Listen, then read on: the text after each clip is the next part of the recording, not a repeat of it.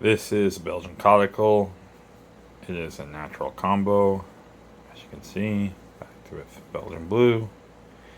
It is 6 and 15/16 of an inch long by 1 and 7/16 of an inch wide by 11/16 of an inch thick.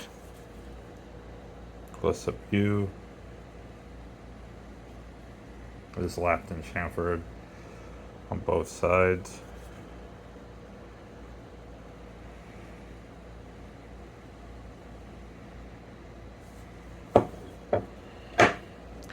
Nothing's catching really over here, by the way.